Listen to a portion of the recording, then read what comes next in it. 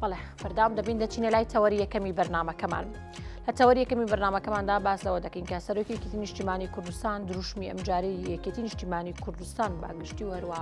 باڤجەڵا تاڵەبانی سەرۆکی یەکێتی نیشتیمانی کوردستان هەمیشە ئاماژە بۆ دەدات کە بنکەی استراتیژیمان لە بەغدایە و هەروە بڕیارە گرنگ و بەهێزەکان لە بەغدادەوە دەدرێت و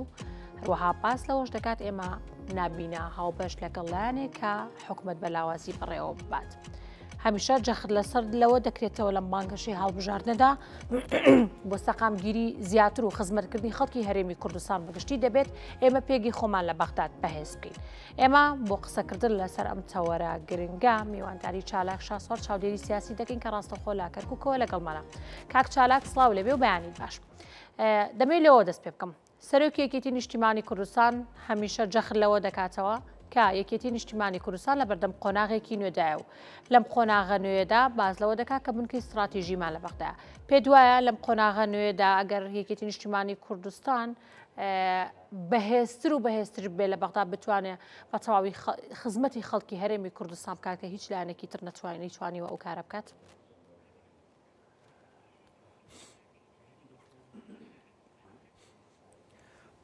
بەڵێ بەیانیتان باش بەیانی بینەرانی کەناڵی کورسات نیوز باش. بێگومان ئێمە لە ڕابردوو ینی ڕێگاکانمان تاقی کردەوە و هەڵسەنگاندنمان بۆ ڕێگایانە کرد کە ئێمە مامەڵەمان پێوی کرد لەگەڵ بەغا ینی بینیمان باشترین ڕێگا ئەو ڕێگایەیە کە لە کۆتاییە بە دانوستان و بەهێمنی و لەسەرخۆ بە نەفەسێکی درێژ وەقول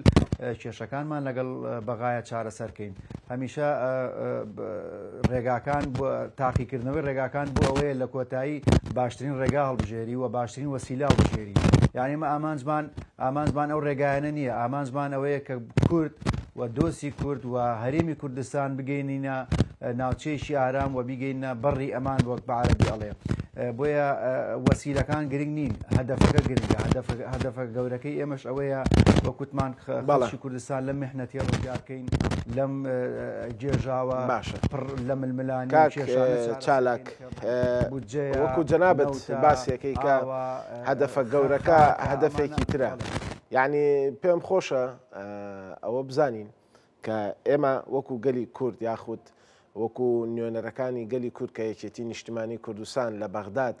ئەو هەنگاوانەی کە هەڵیێنێت و ئەو کردارانەی کە ئەیکات لە دوای ئەو هەموو کۆبوونەوانە یاخود ئەو هەموو هەوڵانە کە بەردەوام لە هەوڵایە بەردەوام لە ئەوەیە کە بتوانێت ژیانێکی باشتر گوزەرانێکی باشتر بۆ هاوڵاتیانی کوردستان دابین کات، بۆ دەنگدەرەکانی دابین کات، بۆ دانیشتوانی کوردستان دابین کات. بەڵام لەگەڵ ئەمە ئەبینین کە هەندێک لایەنی تر لە ناو بەغداد و لە ناو ئەنجومەنی نوێنەرانی عێراق ناتوانن یاخود نایانەوێت ئەم خۆشگوزەرانیە یاخود ئەم هەنگاوانەی کە یەکێتی نیشتیمانی کوردستان ئەینێت لە پێناو کوردستان و گەلی کورد و هاوڵاتیان و دەنگدەران بتوانن بیگوازنەوە بۆ هەرێمی کوردستان. هاوکارم سانا باسی لە وتەکان و وتارەکانی جەنابی سەرۆک باڤڵ کرد. ینی لە یەکەم کەرنەڤاڵی بانگەشەی هەڵبژاردنە باسی لەوە کرد کە گەلی کورد شایستەی ژیانێکی باشترە. شایستەی ئەوەیە کە بتوانێت ئەو خەدەماتە ئەو خزمەت گوزاریانە ئەو لایەنانەی کە پەیوەستن بە ژیانەوە بۆ هاوڵاتی کورد دابین بکات. یعنی یەکێتی نیشتیمانی کوردستان خۆی بە نوێنەری هەموو کوردانێ. ئەمە بۆچی وایە؟ ینی بۆچی یەکێتی نیشتیمانی کوردستان بەردەوام خۆی بە نوێنەری هەموو گەلی کورد دائەنێت؟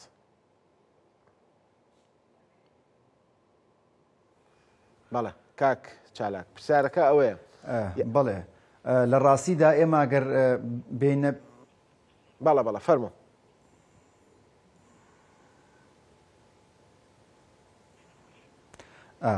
ئێمە با بڵین بە زووتر بە حاڵەتێکی زۆر نزیک بە بێری خۆمان بێنینەوە کە ئەو کۆبوونەوەی سەرۆک باڤڵ بوو لەگەڵ بەڕێز کاک مەسعود کە باس لەوا کرا ئایا مەسەلەن کورد بکشێتەوە لە بەغایە نەکشێتەوە. ئەو بوو سەرۆک باڤڵ زۆر بە سەراحەت بە کاک مەسعودی وت کە پێویستەکە ئێمە دانوستان بکەین و چەند سێ بین بە خۆمان فرسەتێ بین بە خۆمان دووبارە لەگەڵ بەغا دانشینەوە بۆ بابەتی بودجە بوو ئەو بوو. ئەو بوو سەرۆک باوڵ چوو بۆ بەغاوە کێشەکانی چارەسەر کرد و توانی لە کاتێکی زۆر کەمدا بودجە یاخود موچەی فەرمانبەرانی کوردستان سەرف کرێەوە تا حدێ ئەو کێشانە چارەسەر کرێەوە ڕێگایەکی استراتیژی دامدرێ چارەسەرێکی استراتیژی دامدرێ کاویشی بابەتی نەوت و غاز و کۆمەڵێ مەشاکلی معلق زۆر قول بوو کە لە ڕابردوو بە گرژی و بە تووڕەبوون و بە خۆگفتکردنەوە تاقی کرایە و چارەسەر نەکرا بەڵام بە دانوستان و بە نەرمی و بە شێوەیەکی دیبلۆماسیانی سەردەمیانە توانی چارەسەرکرا. بۆ ئێماڵین ڕێگاکان ئێمە نەمانوتەوە کوتمان پەیامانەوە نییە مە دانشین لەگەڵ بەغا دانشین و تەسلیم بین. هەدەف ئێمە ئەوەیە کە بڕۆین لەگەڵ بەغا دانشین و ئەو کێشە گەورانە بە دەستور چارەسەرکەین چونکە بیرمان نەچێت دەستور ئەو دەستوری کە بەدەستی لایەت ینی کورد بەتایبەت کورد مامجەلال بە ڕەحمەت بێوە تەنانەت کاک مەسعود خۆشی ینی بابەت و وەڕمادەی زۆر چاشی تەیە کە لە بەژەوەندی کووردە ئێمە تەنها ئێستا پێویستەکە دانشین دیفاع لەو مادانە بکەین و ئەو مادانە ئیبرازکەین ئەو مادانە دەخین کە کاکچالاک باسی سەردەمی ڕەوانشاد سەرۆک مامجەلالت کرد بۆیە بەڵێ باسی سەردەمی ڕەوانشاد مامجەلالت کرد لە سەردەمی ئەودا و خەرمانەی کە بۆی بەجێ هێشتوین تا ئێستا هەروە لە ئێستاشتا کە سەرۆک باڤڵ سەرۆکی یەکێتی نیشتیمانی کوردستان لەسەر ئەو ڕێبازە دەڕوات لە سەردەمیەوە تاوەکو ئێستا یەکێتی نیشتیمانی کوردستان خزمەت بە کەرکووک دەکات لە ئێستادا کە ئەو ڕێبازەیەکێتی نیشتیمانی کوردستان گرتوێتە بەر تا چەند سەلمێنەری ئەوە بۆ خەڵکی کەرکووک کە یەکێتی نیشتیمانی کوردستان هاوشێوەی ڕابردوو دەتوانێت لە بەغداد خزمەتی خەڵکی کەرکووک بکات بە تایبەتی.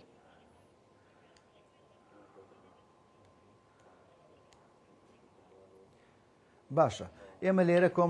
کۆمەڵە معیارمان پێویستاوە کۆمەڵێ دەرخستەمان پێویستە مخرەجاتمان پێویستە یعنی ئێمە لە بۆ نمونە لە کەرکووک بینی کە خەڵکی کەرکووک دوای ئەو هەموو کێشە و گرفت و هەڵسانەوە دابەزینەی کورد دیسانە بینین لە کەرکووک خەڵکی کەرکووک متمانەی خۆی بێکێتی نیشتیمانی کوردستانە بەستێتەوە کەوایە ئەمە خەڵکی کەرکووک ئیمانی بەوەیە کە ڕێکێتی نیشتیمانی کوردستان تەنها ڕێگایە و تەنها هێز ئاتوانێت دۆخی کەرکووک و وەزئی کەرکووک بە شێوەیەکی ئارام و بە شێوەیەکی نەرم لە بەرژەوەندی کورد و خەڵکی کۆی کەرکووک بشکێنێتەوە بە کورد و عەرەب و تورکمانیشەوە لە بیرت نەچێ ئێمە تەنها کوردمانیە لە کەرکووک نەتەوەکانی کەش پێیان وایە کە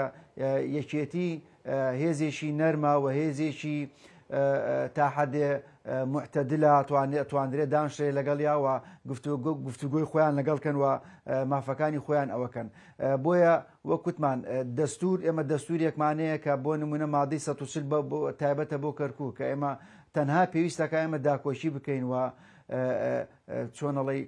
ئەو مادەیە بچەسپێنی لە کەرکووک و بتوانین لە چوارچێوەی ئەو مادە کەرکووک بگەڕێنینەوە من پێم وایە کەرکووک بە هەڕەشە و گوڕەشە و خۆگفتکردنەوە ناهێنرێتەوە کۆمەڵێ وەکوت مادەی باشەیە پێویستەکە ئێمە لەمە دووە بە استراتیژیەتێکی نوێ بە عەقڵیەتێکی نوێ یەک دەستانە یەکگرتوویانە دانوستانکەین لە بەغاوە ئەو ماف و حەق و با بڵێن شتانی خۆمانی هەمووی لە ناو چاویان دەرخین بەڵام بۆکوتمان بە شێوەیەکی هێمن بە شێوەیەکی ئارام و بە شێوەیە کە بتوانین کۆی لایەنەکان یەخین و یەکدەست بین بۆی بتوانین مافەکانی خۆمان بەدەستخین. بەڵێ کاک چالاک لە بانگەشەی یەکێتی نیشتیمانی کوردستان لە شاری کەرکووک باس لەو خزمەت گوزاریانە کراوە باس لەوە شەکرێت کە یەکێتی توانیوێتی لە کەرکووکە بەبێ جیاوازی خزمەتی هەموو لایەک بکات و دڵی هەموو لایەک بەدەست بێنێ ئەمە تا چەند گرنگەکە یەکێتی نیشتیمانی کوردستان لەسەر ئەم بەرنامەی خۆی بەردەوام بێ بۆی بتوانێت لە بەغدادیش پەیوەندیەکانی بەهێزتر بێ ینی ئەو سیاسەتەی کە پەیڕەویەکە بۆ خزمەتکردن بۆ بەردەوامی لە کار و لە خزمەتی هاوڵاتیانی کوردستان لە بەغداش پەیڕەوی بکات و لەسەر هەمان ڕێزکە بڕوات.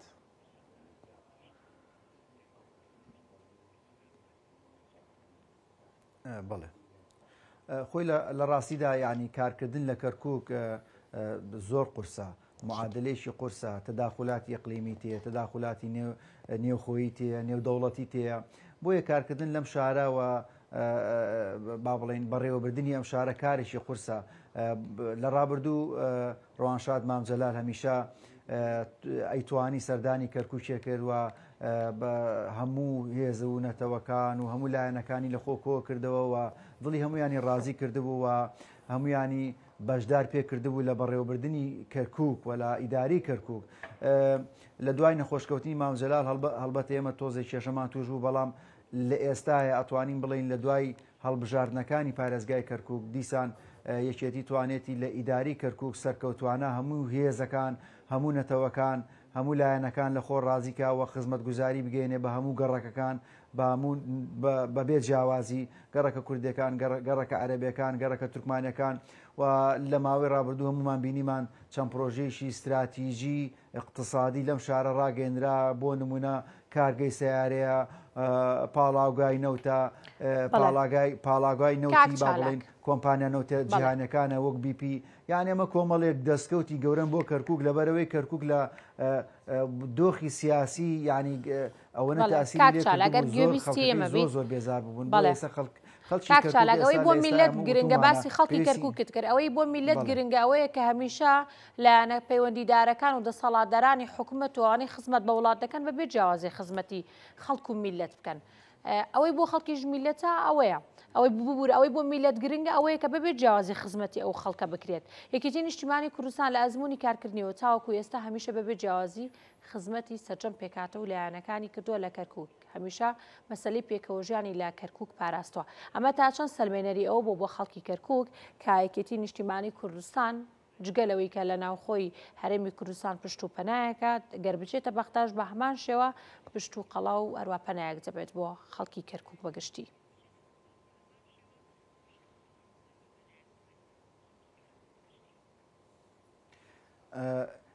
بە داتا قساکەین، بەڕاستی بە داتا قساکەین و ڕنگدانەوەی شەقام، یعنی ئێمە بینیمان سەرڕای ئەو هەموو کارە ساتی بەسەر کەرکووکە ڕوویدا لە ئاخرا لە ئەنجومەنی پارێزگای کەرکووک لە 2023 بینیمان خەڵکی کەرکووک دیسانەوە قەنەعەتی بە یەکێتی نیشتیمانی کوردستان کرد و بە بەڕێبازەکەی یەکێتی نیشتیمانی کوردستان کرد بۆ چارەسەرکردنی ئەو کێشە قوولە و مێژوویەی کە لە کەرکووکایە. بۆیە دیسانەوە ئەگەڕێنەوە بۆی کە وەکوتمان داتا قساکە، ئەو داتاش سەلمێنەری ئەوەیە کە یەکێتی توانێتی خزمەتی باش و خزمەتی جۆری پێشکەشی خەڵکی کەرکووک و شاری کەرکووک بکە. ئەوەی کە باسمان کرد ئەو کۆمەڵە پرۆژە استراتیژی یعنی ئێستا کەرکووک بیت ئێمە نەمانوتۆ بەهەشتا، بەڵام لە چاو ساڵانی ڕابردوو ئێستا زۆر باشە لە ڕووی پاکوتەمیسیەوە، لە ڕووی کارەباوە، لە ڕووی ڕووناچی شەقامەکانەوە، لە ڕووی خزمەت گوزارەکانی کەوە کۆنکریتکردنی کۆڵانەکان، واروەها ینی دۆخە ئەمنیەکە بە هەمان شێوە ینی بمە لە ڕابردوو بۆ نمونە خەڵکێکی با بڵێن چەند هێزێکە بوو شەوانە ماڵانیان بێزار کردبوو و ئەوەی کە خۆمان پێوترێت تەفتیشی ماڵانیان نەکرد، بەڵام ئێستا سوپاس بۆخواوە بۆ یەکێتی نیشتیمانی کوردستان و بۆ ئیداری کاکڕێبوار کە توانێتی سەرکەوتوانە ئەو هێزانە دوورکاتەوە لە شار لە ڕووی ئەسکەرتارێتەوە خەدەماتەکان وەک باسمان کرد، واروەها ئەو پرۆژە استراتیژیە اقتصادیانی کە لە چەند ڕۆژی ڕابردوو بە هەمان شێوە ڕاگەیەنرا. ئەمە کۆمەڵی سەلمێنەرن کە یەکێتی نیشتیمانی کوردستان مهتەمە بە دۆخی کەرکووک و بیرت نەچێت کەرکووک قەڵای یەکێتی بۆ لە هەمیشە، یعنی هەمیشە یەکێتی هەر کاتێ تووشی گرفتێ بوو بێ لە ڕووی سیاسیەوە کەرکووچەکان دووپاتیان کردێتەوە کە خاوەنی یەکێتین و پشتی یەکێتین و پەنای یەکێتین. بەڵێ دەست خۆش، سوپاس بۆ تۆ، سوپاس بۆ تۆ کاک چالاک، سوپاس بۆ چالاک شاسوار چاودێری سیاسی کە ڕاستەخۆ لە کەرکووکەوە لەگەڵمان بوو.